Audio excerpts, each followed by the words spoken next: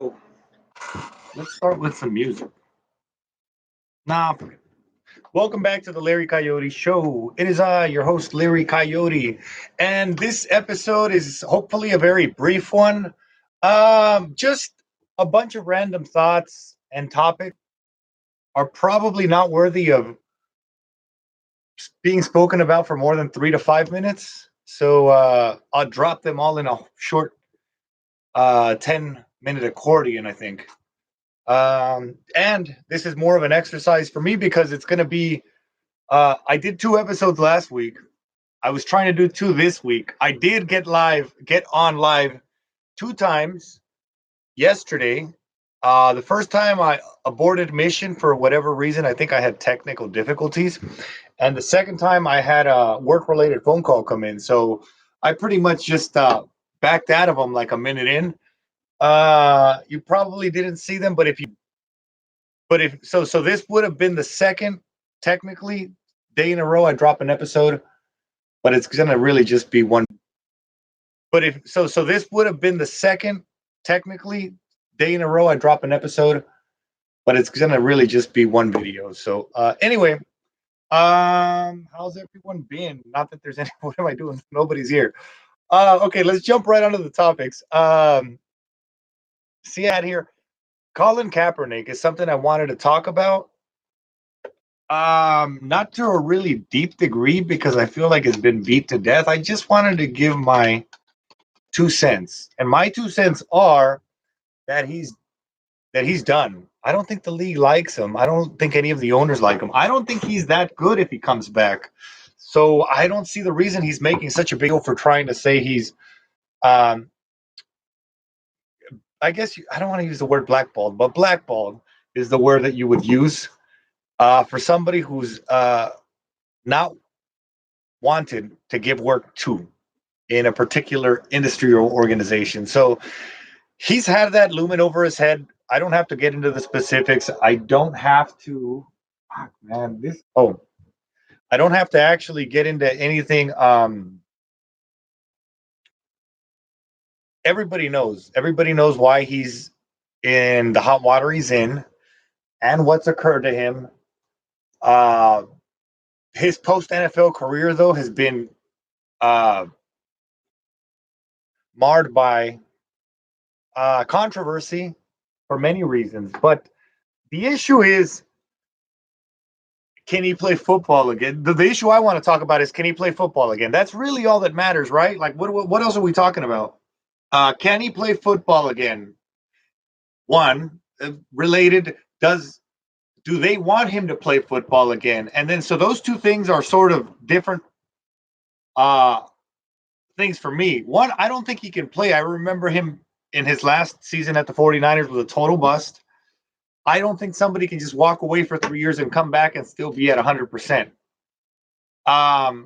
Why anyone would stick their neck out and offer that opportunity to him would, to me, be beyond me. So if you ask me, he's done.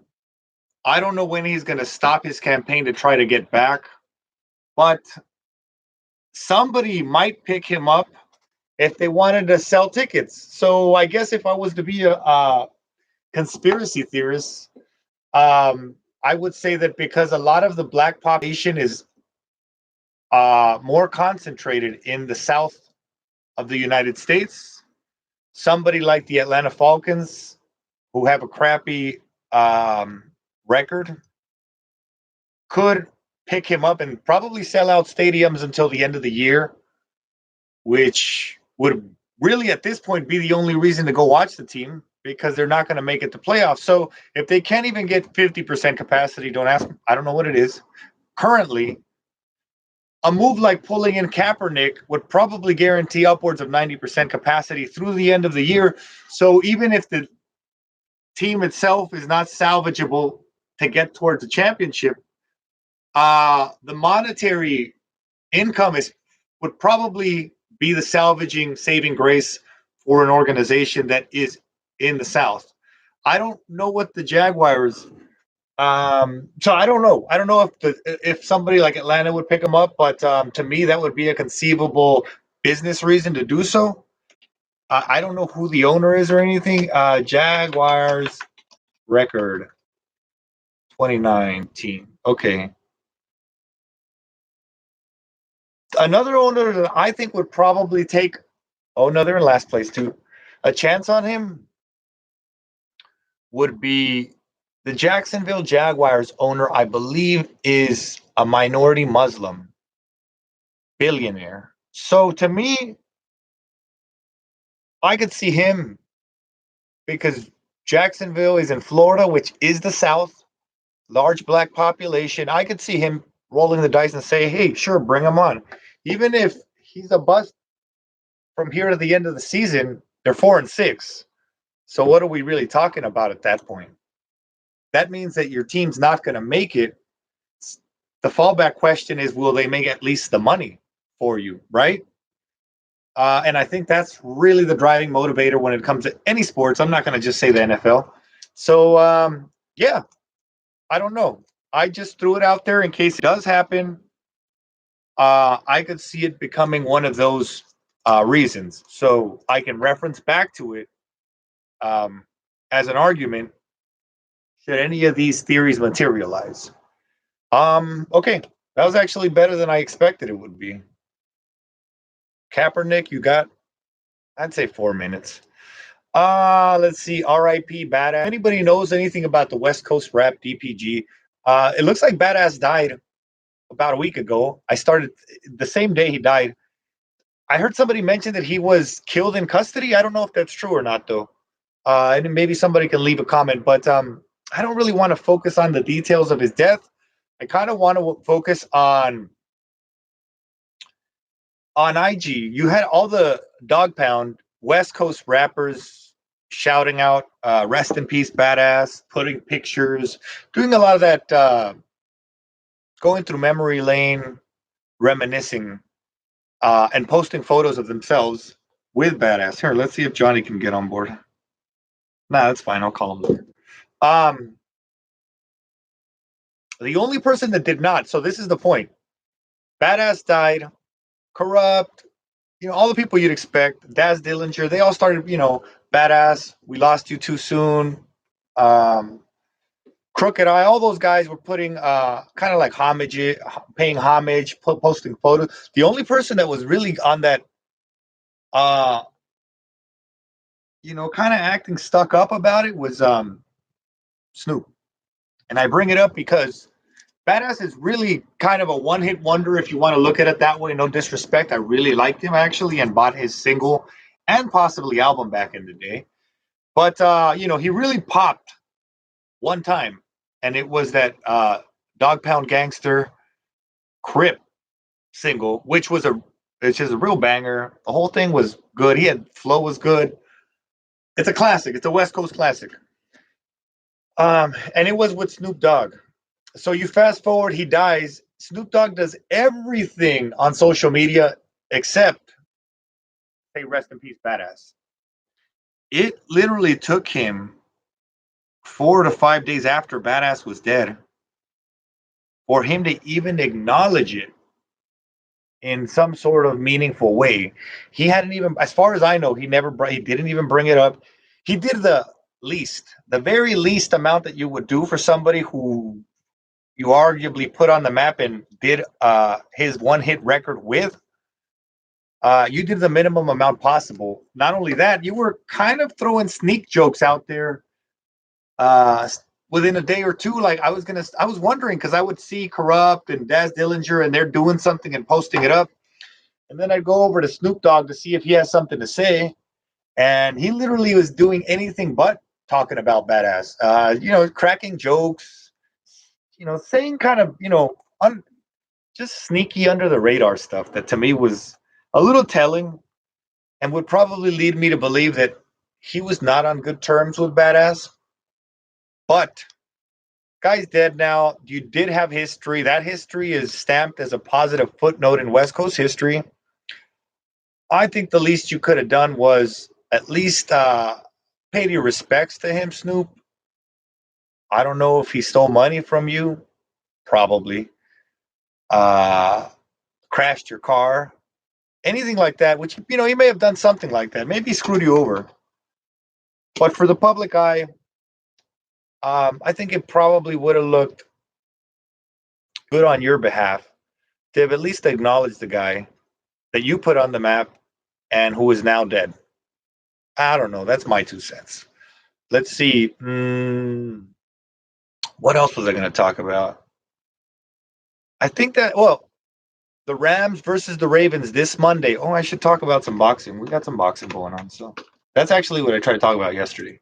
Rams versus the Ravens on Monday. I am a Rams fan, a new Rams fan. They're playing the Ravens. To me, that's going to be a two. So anyway, I don't have much else to add to that. Beside, it makes it interesting because it's a must win for both. And the Ravens quarterback has been balling out of control this whole season. Well, not the whole season. I think he just kind of started. My point is, he's been doing really good. He's been a lot. He's been a human highlight reel. He's a rookie. He's going up against Goff, who's not a rookie but is still relatively new, and this will determine who can still stay, you know, alive and kicking to be a contender through the rest of the season. I think the loser has a tougher road ahead, and that's pretty much it. So it's worth mentioning because I'm a Rams fan. This weekend, Deontay Wilder versus Ortiz. You would have to put $650 on Deontay Wilder to win $100. You can put 100 on Ortiz to win $450. To me, neither one of those is a good bet. I would probably just sit it out because I don't want to bet a $650 to win $100. I wouldn't because it's a heavyweight fight and Ortiz is a lefty with a lot of experience. I think that there's a good chance he gets knocked out, but because he is a lefty, has the experience and incredible defense, he might, you know, he might catch Wilder. I mean, he's still a threat. I'd give him a 15 to 20% chance. So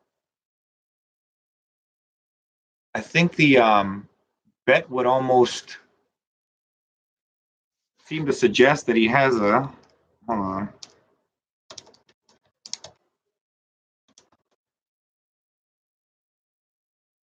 22% chance, which I think is probably closer to 15%.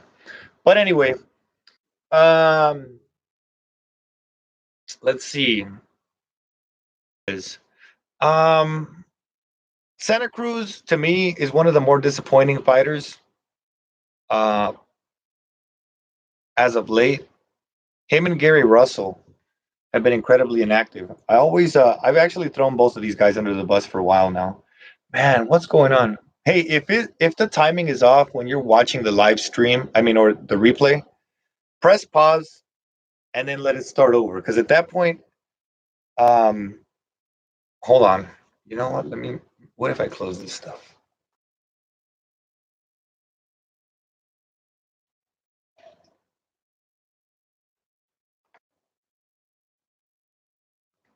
Let's see. Oh, okay.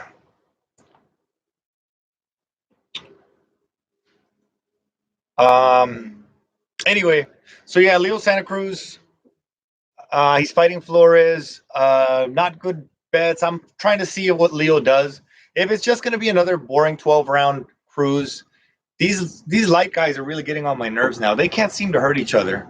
I think Leo Santa Cruz used to knock people out. Now he's at that level where they kind of just stand there and they don't even try moving. They're just punching each other to see who gets tired or who gets hurt. Unfortunately, they're like mosquitoes, so neither guy gets tired. They can't hit the other guy hard enough to get hurt. So I don't know what's going on there. Something needs to change with Leo Santa Cruz to me. I'm a pretty disappointed fan, and I've complained about him in the past. Him and Gary Russell being belt hogging champions that never want to fight, and I've been promoting Tevin Farmer and Jojo Diaz. So I gonna leave it at that. It's nice and short. Stay under 15 minutes, and I wish everybody a good weekend. And hopefully, I can go live, maybe doing something different besides hanging out here. Okay. All right, guys. Thank you. Have a good night. Larry Coyote out.